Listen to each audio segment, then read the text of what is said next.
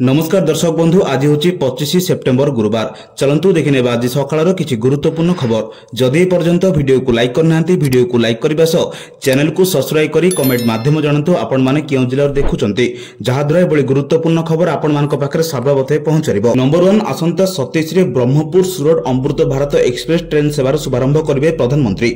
ओडिशा आंध्र प्रदेश छत्तीसगढ़ महाराष्ट्र और गुजरात एकाधिक प्रमुख जिला को संजोग करुथिबा ब्रह्मपुर एवं सुरत मध्य अमृत भारत एक्सप्रेस सेवा घोषणा करछि भारतीय रेलवे। ए नूतन ट्रेन सेवा खनिज बयन शिल्प एवं वाणिज्य केन्द्रगुड़ी को संजोग करी व्यवसाय एवं श्रम शक्ति गतिविधि को समर्थन करी आर्थिक एवं शिल्प गतिशील को वृद्धि करिबो। उद्घाटनी ट्रेन को ब्रह्मपुर रेल स्टेशन प्रधानमंत्री नरेंद्र मोदी वीडियो कॉन्फ्रेंसिंग माध्यम झारसुगुड़ा सेप्टेम्बर 27 तारिख में पताका देखै शुभारंभ करिवे। ए ट्रेन विजयनगरम रायगड़ा टिटलागढ़ रायरपुर भुसावाल दे प्रमुख शहर एवं नगरगुड़ी को संजोग करिबो। अमृत भारत ट्रेन सेवा आधुनिक एलएचबी कोच उन्नत आसन व्यवस्था एवं आधुनिक ऑनबोर्ड सुविधा माध्यम यात्री यात्रा को अभिज्ञता को वृद्धि करिबो। नंबर 2 मौसुमी समय जहाँ होई नथिला मौसुमी फेरिया बेल को ताहा हेउची लघुचाप प्रभाव में पश्चिम ओडिशार विभिन्न जिले में वर्षा विपत लगी रही। आगक दक्षिण ओडिशा रे मध्य प्रबल वर्षा आशंका करा जाउची। सेप्टेम्बर मासरे पाणीपाग रे बळे आकलन लोकंक चिंता बढ़ाई देलानी। लगाण वर्षा जोगु संबलपुर शहर में सृष्टि होईची बन्या परिस्थिति। रास्ता उपरे लहड़ी भांगुची आंटुए उच्चर पानी। घर भितर पानी पशिची। नुआपड़ बरगड़ जिले में मध्य वर्षा लगी रही। उत्तर पश्चिम बंगोपसागर सक्रिय थिबा लघुचाप वर्तमान उत्तर ओडिशा संलग्न गांगेय पश्चिम उपर रही। आगामी 12 घंटे दुर्बल होबार संभावना रही किंतु आज आउ एक घूर्णिबलय पूर्व केन्द्रीय बंगोपसागर सृष्टि होईची। प्रभाव में आसंता काली उत्तर और केन्द्रीय बंगोपसागर आउ एक नूतन लघुचाप क्षेत्र सृष्टि होबार संभावना रही। नंबर 3 हीराकुद रे खोलिला आउ 4टी गेट। एबे 12टी गेट दे जल निष्कासन होची। पूर्वरु 8टी गेट दे होतिला जल निष्कासन। हीराकुद जल भंडार आज सकाळे 4टी गेट खोला करा जायछि। ऊपर मुंडरे जल प्रवाह बढ़िबारु एभली पदक्षेप निया जायछि। फल रे 12टी गेट दे जल निष्कासन होची। एथि भितरु बाम पटे 8टी और डाहाण पटे 4टी गेट खोला जायछि। आज संबलपुर रे प्रबल वर्षा होची। एह फल रे धानुपाली और प्रधानपट समेत विभिन्न अंचल जलमग्न होची। नंबर 4 माध्यमिक शिक्षा परिषद द्वारा परिचालित स्वतंत्र ओटीटी परीक्षा आसंता 27 तारिख ठार आरंभ हेबाकु जाउची। प्रश्नपत्र सह परीक्षा परिचालना सुरक्षित भावे करिया पई बोर्ड पक्षरु कड़ा पदक्षेप निया जायछि। प्रश्नपत्र लीक न होबा लागि प्रश्नपत्र रे वाटरमार्क एवं प्रति प्रश्न रे सीरियल कोड नंबर रहिछि। एहा द्वारा प्रश्नपत्र लीक हेले केउ सेंटर किबा एवं काहाटारु लीक हेला जानि हेबो। प्रश्नपत्र सेंटर को जिबा बेले टीण बॉक्स रे 2टी मैनुअल चाबी सहित डिजिटल लॉक व्यवस्था करा जायछि। प्रश्नपत्र बोर्ड रो जिबा ठारु सेंटर रे अधिकारी ग्रहण करिया पर्यंत जीपीएस ट्रैकिंग रे रहइबो। सेंटर सुपरिटेंडेंट प्रश्नपत्र ग्रहण करिया परे एहाको स्ट्रांग रूम रे सीसीटीवी कवरेज रे कड़ा सुरक्षा भितर रखा जिवो। बोर्ड कार्यालय रे थिबा कंट्रोल रूम माध्यम रे पूरा प्रक्रिया को ट्रैक करा जिवो। आज ठारु बोर्ड कार्यालय ठारु दूर रे थिबा सेंटर को प्रश्नपत्र जिबा प्रक्रिया आरंभ हेबो। गुरुवार 24 स्थान को एक 26 तारिख रे बळका सबु सेंटर को प्रश्नपत्र पहुंचबो। आसंता 27 तारिख रे हेबाकु थिबा ओटीटी परीक्षा 193टी सेंटर रे 75403 जन परीक्षार्थी परीक्षा देबे। पूर्वरु ओटीटी प्रश्नपत्र अनियमितता जोगु परीक्षा रे विभ्राट होइतिला। क्राइम ब्रांच तदंत रे बोर्ड उपसभापति समेत 8 जन गिरफ होइतिले। प्रश्नपत्र केलेंकारी पर बोर्ड पक्षरु परीक्षा परिचालना उपरे बड़ प्रश्नवाची सृष्टि होइतिला। नंबर 5 27 रे आसुचंती मोदी झारसुगुड़ा आसी एक जनसेवा को संबोधन करिवे प्रधानमंत्री नरेंद्र मोदी। झारसुगुड़ा रे अमरपाली ठारे युव समावेश रे जोग देबे। प्रधानमंत्री गस्त को दृष्टि रखी जोरदार चली प्रस्तुति। आज राजस्व मंत्री सुरेश पुजारी डीजीपी वाईबी खुरानिया एवं मुख्य शासन सचिव मनोज आहूजा कार्यक्रम स्थली रे परिदर्शन करने सह सुरक्षा व्यवस्थार जांच करछंती। गतकाली उत्तरांचल आईजी हिमांशु लाल उत्तरांचल आरडीसी अमरपाली पड़िया परिदर्शन कर कार्यतराह करथिले। ए अवसर रे किछि नुआ घोषणा और प्रकल्पर शिलान्यास करिवे बोली राजस्व मंत्री सुरेश पुजारी कहिसंती। नंबर 6 शारदीय दुर्गा पूजा पर राज्यर समस्त सरकारी कर्मचारी को आगुआ मिलिबो दरमा। चलित सेप्टेम्बर मासर दरमा 26 तारिख रे प्रदान करिया पई मुख्यमंत्री मोहन चरण माझी निर्देश दैछंती। सूचना अनुसार राज्यर समस्त सरकारी कर्मचारी को मासर शेष कार्य दिवस रे दरमा मिलुथिबा बेले दुर्गा पूजा पई आसंता 27 तारिख रु राज्यर समस्त सरकारी कार्यालय छुट्टी रहइबो। दशहरा परि पार्वण ऋतुरे विभिन्न सामग्री किणाकिणी होइथाय एवं ए वर्ष सारा देश रे जीएसटी 2.0 संस्कार पर सारा देश रे बचत उत्सव पालन कर जाउछि।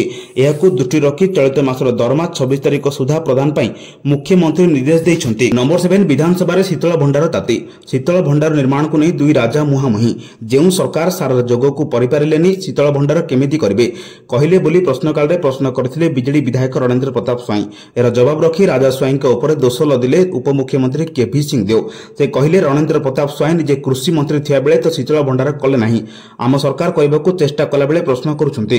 आम सरकार 2 लाख मेट्रिक टन रु अधिक सार चाषी को जोगाई देउछु। हेले कृत्रिम आंदोलन सृष्टि कर जायछि। सार आंदोलन जेउठी होउछि केते विधायक जायकि समीक्षा करिसंती। आपनक समय शीतल भंडार कले नहीं आमे करिकि देखाइबु।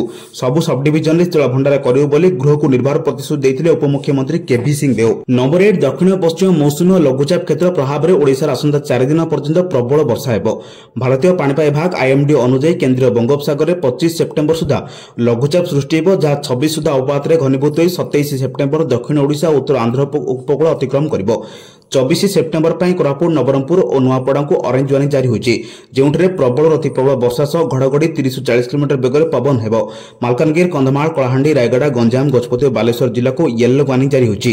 25 ରୁ 27 सेप्टेम्बर मध्य मालकानगिरी कोरापुट रायगड़ा गंजाम गजपति नवरंगपुर रे प्रबल वर्षा सह 40 ରୁ 50 किलोमीटर बेगर पवन बहिबो। नंबर 9 प्रधानमंत्री नरेंद्र मोदी अध्यक्षतार केंद्र कैबिनेट बुधवार सरकारी मेडिकल कॉलेज और हॉस्पिटल गुड़िकर उन्नति और संप्रसारण सेंट्रल स्पॉन्ज स्कीम फेज 3 को अनुमोदन देछि। यह अधीन 5023 एमबीबीएस और 5000 पीजी सीट वृद्धि करा जिवो जेउथि प्रति सीट पई खर्च सीमा 1.5 कोटी निर्धारित होइछि। 2025-26 ରୁ 2028-29 मध्य ए योजना पई मोट 15,064.5 कोटी टंका व्यय हेबो जेउथि केंद्रर अंश 10.303.2 कोटी और राज्यर अंश 4,731.3 कोटी हेबो। या देशर डाक्तरक उपलब्धता वृद्धि नुआ स्पेशलिस्ट प्रवर्तन और स्वास्थ्य सेवा व्यवस्था को मजबूत करिबो। गत 10 वर्ष में भारत में मेडिकल कॉलेज संख्या 1987 ରୁ 808 को वृद्धि पाइछि। या सहित 69,352 एमबीबीएस और 43,041 पीजी सीट वृद्धि पाइछि। या सह प्रधानमंत्री स्वास्थ्य सुरक्षा योजना अधीन 22 नुआ एआईएमएस अनुमोदित होइछि। नंबर 10 दुर्गा पूजा पूर्व सरकारी कर्मचारी को मिलिला खुशी खबर बढ़िला महंगा भत्ता। त्रिपुरा मुख्यमंत्री डॉक्टर माणिक सार त्रयोदश विधानसभा शेष अधिवेशन में साप्ताहिक समस्त राज्य कर्मचारी और पेंशन भोगी महंगा भत्ता एवं महंगा रिलीफ 3% वृद्धि घोषणा करछंती।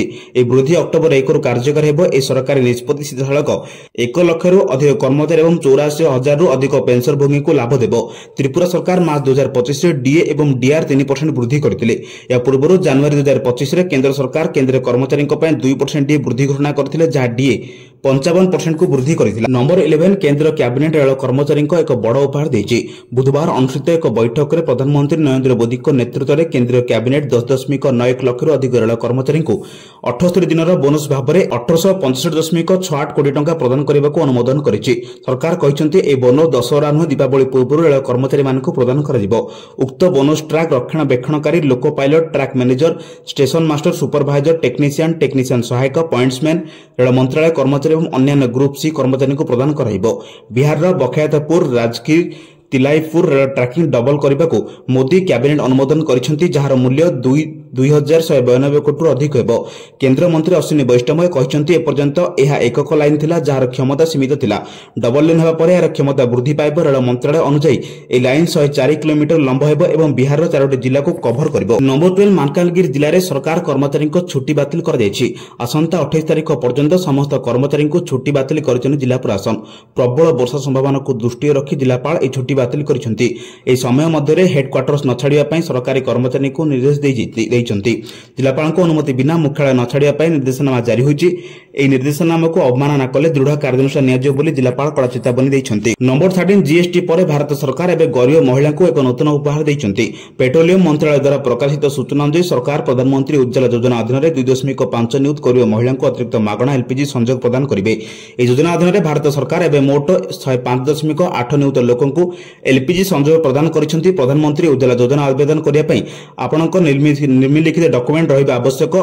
हिताधिकारी आधार कार्ड ईकेएससी बीपीएल राशन कार्ड दारिद्र्य रेखा प्रमाण पत्र bank passbook account number passport आकार फोटो आवास पत्र प्रमाण पत्र इत्यादि नहीं ऑनलाइन सेंटर में आवेदन करेंगे। नंबर 14 लघुचाप प्रभाव में सारा ओडिशा में वर्षा होछि। पुणी आगक जोड़ा लघुचाप सृष्टि होगा नहीं सूचना देछि पाणीपाग विभाग। हीराकुद उपर मुंडे 41 मिलीमीटर वर्षा होता बेले वर्षा जारी रही। उपर मुंडे प्रबल वर्षा कारण महानदी में बन्या आशंका देखा देछि। एबे 2,20,000 क्यूसेक पानी हीराकुद जलभंडार को प्रवेश करुवा बेले हीराकुदर जल धारण क्षमता 630 फुट थिया बेले ପାଣି 629.89 ଫୁଟରେ ରହିଛି। 12 ଗେଟ୍ରେ ପାଣି ନିଷ୍କାସିତ ହେଉଛି। 27 ତାରିଖ ସକାଳୁ ମୁଣ୍ଡୁଳିରେ ପହଞ୍ଚିବ 7 ଲକ୍ଷ କ୍ୟୁସେକ୍ ବନ୍ୟା ଜଳ। ଏହାର ପ୍ରଭାବରେ ଶାଖା ନଦୀଗୁଡ଼ିକରେ ମଧ୍ୟ ଫୁଲିବ ବୋଲି ଆଶଙ୍କା କରିଛି ଜଳସମ୍ପଦ ବିଭାଗ। 64 ବ୍ଲକରେ 50 ମିଲିମିଟର ଅଧିକ ବର୍ଷା ହେଉଛି। 11ଟି ସ୍ଥାନରେ 100 ମିଲିମିଟର ବର୍ଷା ହେଉଛି। ଖଇରମାଳରେ 82 ମିଲିମିଟର ବର୍ଷା ହେଉଥିବା ବେଳେ ତେଲ ନଦୀରେ 33 ମିଲିମିଟର ବର୍ଷା ହେଉଛି। ମୁଣ୍ଡଳିରେ ଯଦି ବର୍ଷା ହୁଏ ପାଣି ଅଧିକ ଆସିବ। ଏବେ ସେ ଏଠାରେ 1 ଲକ୍ଷ କ୍ୟୁସେକ୍ ଜଳ ପ୍ରଭାବିତ ହେଉଛି। ଏହାର ପ୍ରଭାବରେ ଶାଖା ନଦୀ, କୁଆଖାଇ, ବିରୁପା, କାଠଯୋଡ଼ି, ଦେବୀ ନଦୀରେ ଜଳସ୍ତର ବୃଦ୍ଧି ପାଇବ। ଏଣୁ ବନ୍ୟା ଆଶଙ୍କା କରାଯାଉଛି ବୋଲି କହିଛି ଜଳସମ୍ପଦ ବିଭାଗ। ନମ୍ବର 15 ହଷ୍ଟେଲରେ ରହୁଥିବା ସ୍କୁଲ ପିଲାଙ୍କ ସ୍ୱାସ୍ଥ୍ୟକୁ ଗୁରୁତ୍ୱ ଦେଇଛନ୍ତି ରାଜ୍ୟ ସରକାର। ପିଲାଙ୍କ ସ୍ୱାସ୍ଥ୍ୟ ସେବାକୁ ସୁନିଶ୍ଚିତ କରିବା ଲାଗି ଆପଣାଇଛନ୍ତି ନୂଆ ପଦକ୍ଷେପ। ଏଣିକି ହଷ୍ଟେଲ ନିଯୁକ୍ତି ହେବେ ସ୍ୱାସ୍ଥ୍ୟକର୍ମୀ ବା ନର୍ସ। ରାଜ୍ୟର ସମସ୍ତ ସରକାରୀ ହଷ୍ଟେଲରେ ଆକ୍ସିଆଲି ନର୍ସ ଆଣ୍ଡ ମିଡୱାଇଫ୍ କିମ୍ବା ମହିଳା ବହୁମୁଖୀ ହେଲ୍ଥ ୱାର୍କର ନିଯୁକ୍ତ ହେବେ। ହଷ୍ଟେଲ ପିଲାଙ୍କର ନିୟମିତ ଭାବେ ସ୍ୱାସ୍ଥ୍ୟ ଯାଞ୍ଚ କରିବେ। ପ୍ରତି 300 ପିଲାଙ୍କ ପାଇଁ ଜଣେ ଲେଖାଏଁ ଏନ୍ଏମ୍ ନିଯୁକ୍ତି କରାଯିବ। ଗତ ଅଗଷ୍ଟ 21 ତାରିଖରେ ବିଦ୍ୟାଳୟ ଓ ଗଣଶିକ୍ଷା ବିଭାଗର ଉଚ୍ଚସ୍ତରୀୟ ବୈଠକରେ ସୁପାରିଶ ହୋଇଥିବା ନିଷ୍ପତ୍ତିକୁ ରାଜ୍ୟ ସରକାର ଅନୁମୋଦନ ଦେଇଛନ୍ତି।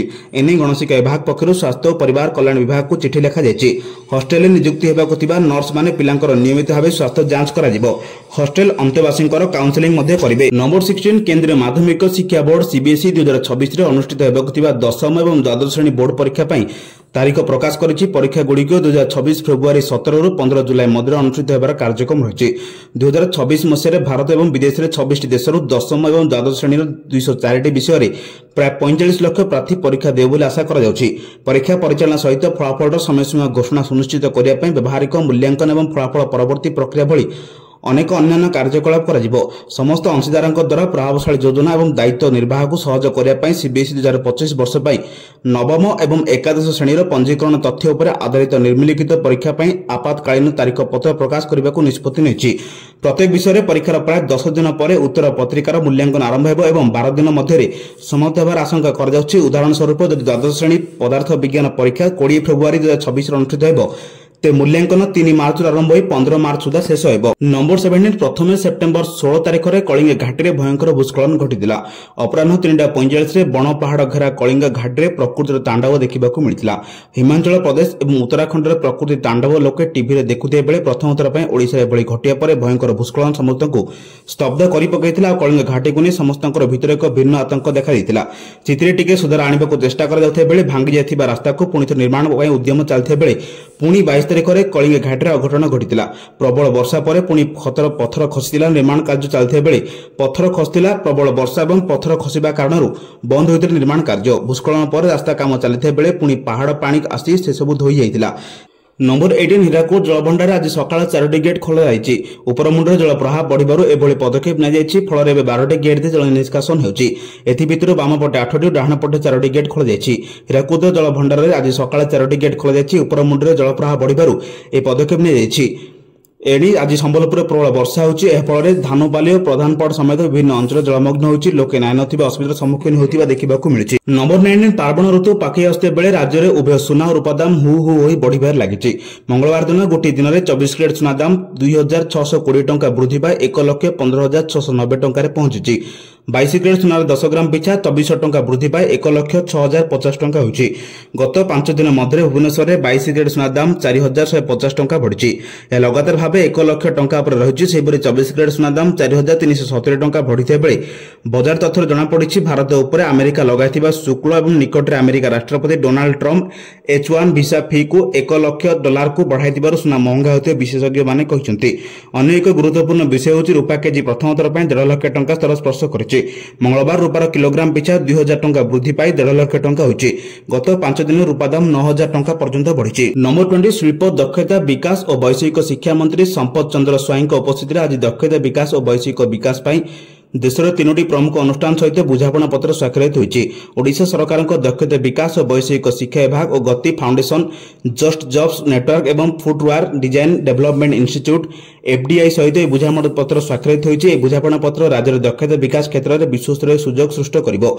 ଓଡ଼ିଶାକୁ ଦକ୍ଷ ପ୍ରତିଭାର କେନ୍ଦ୍ର ଭାବରେ ପରିଗଣିତ କରିବାରେ ଏହା ନିଶ୍ଚିତ ଏକ ମାଇଲଖୁଣ୍ଟ ସାବ୍ୟସ୍ତ ହେବ। ପ୍ରମାଣ ଆଧାରିତ ଦକ୍ଷତା ବିକାଶ ନୀତିକୁ ସୁଦୃଢ଼ କରିବା ଏବଂ ଶିଳ୍ପ ଅନୁଷ୍ଠାନଗୁଡ଼ିକରେ ବ୍ୟାପକ ନିଯୁକ୍ତି ସୃଷ୍ଟି କରିବା ପାଇଁ ଏହା ରାଜ୍ୟର ପ୍ରତିବଦ୍ଧତାକୁ ଦର୍ଶାଉଛି ବୋଲି ମନ୍ତ୍ରୀ ସ୍ୱାଇଁ ପ୍ରକାଶ କରିଛନ୍ତି।